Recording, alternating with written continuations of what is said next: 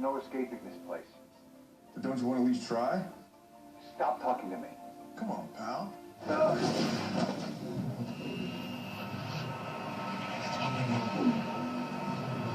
Jesus!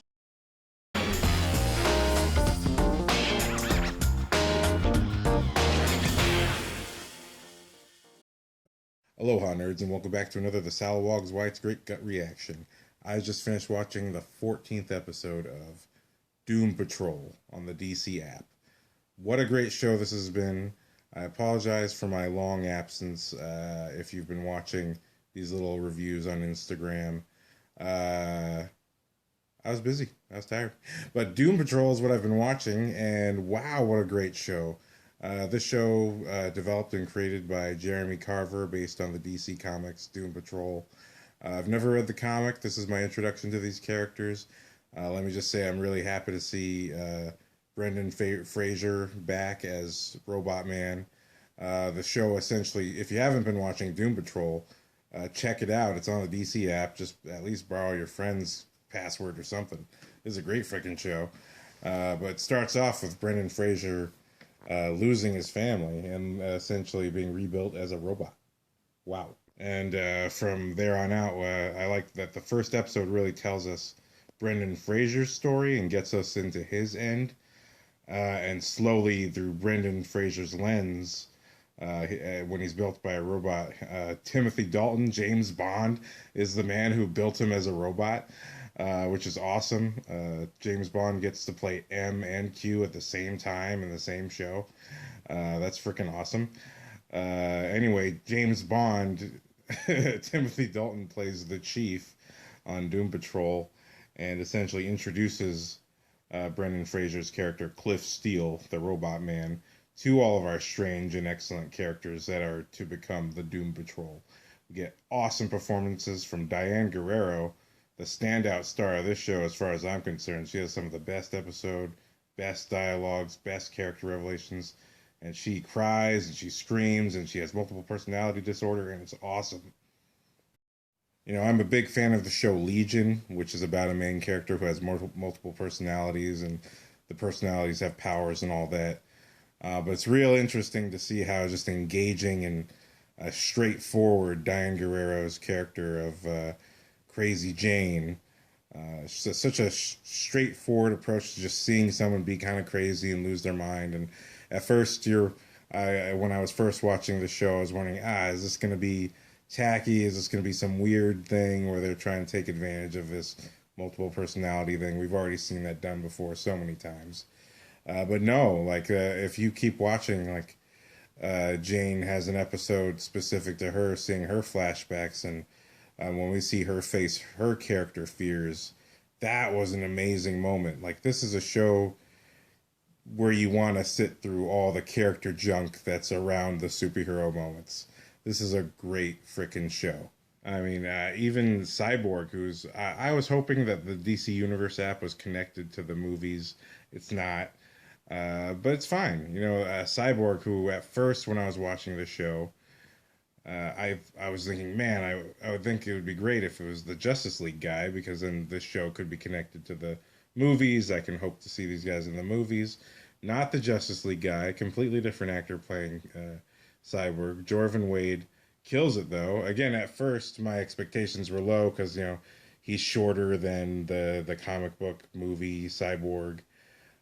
He's still known as the superhero Cyborg, but it's a very different interpretation. And I think by the 14th episode, by 13 and 14, Cyborg gets some incredible moments where you see him in action and you see him go through his own story. And that's what this show does. It sucks you in with great stories and great characters, and you realize, oh, this guy's perfect as Cyborg. I just think standout for the show for why Doom Patrol is great is the casting. Obviously, definitely the writing, directing, and vision of the show. Hats off Jeremy Carver and all the directors and writers of this show, all the producers, everyone. You had the right vision to go for.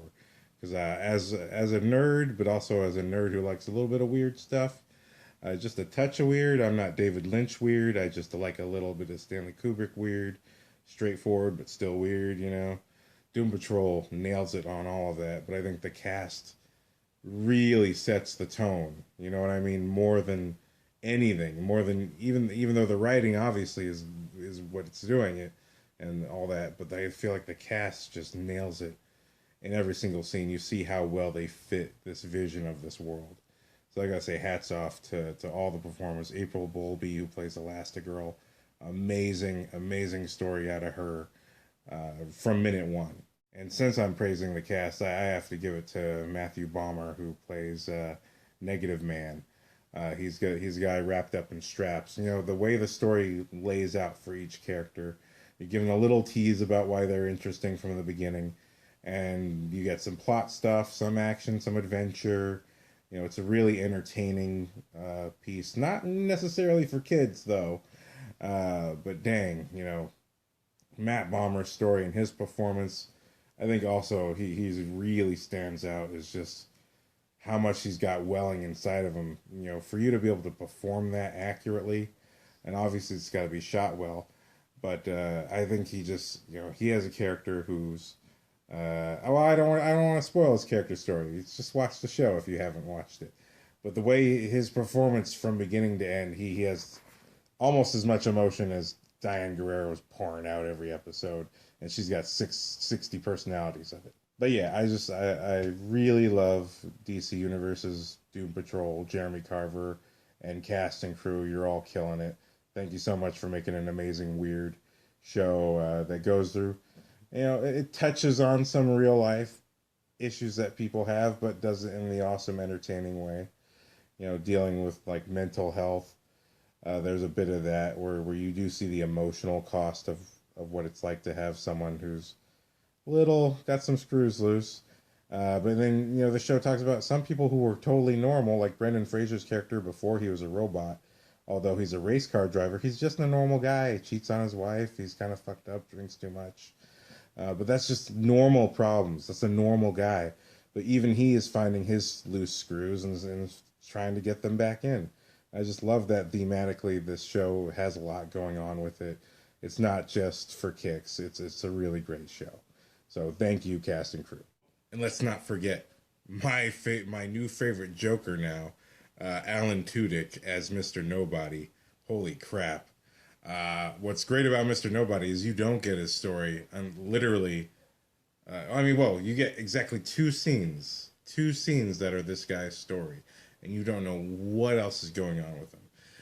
But Tudyk, who always kills it, love this guy in Serenity and Transformers: Dark of the Moon, and every time this guy pops up, you know it's a good sign. It's like you got your Harbinger actors and you got your non-Harbinger actors.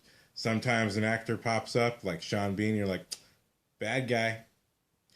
If he doesn't die, he's a good guy. And the movie probably is not that good.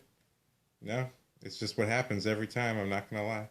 And then you got your good omen actors, and when Alan Tudyk's on the show, you're like, this filmmaker has taste and a sense of humor. Good for show.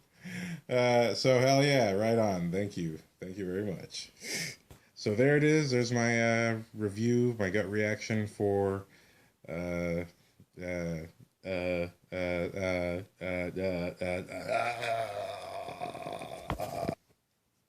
there it is. That was my gut reaction review for Doom Patrol.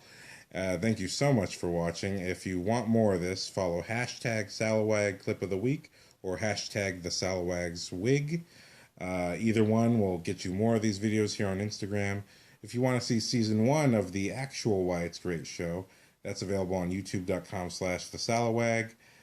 Thank you for watching. Please have a good time and watch DC Universe's Doom Patrol. It's good for your health if you are over the age of 18 and can listen to curse words and some other stuff that happens.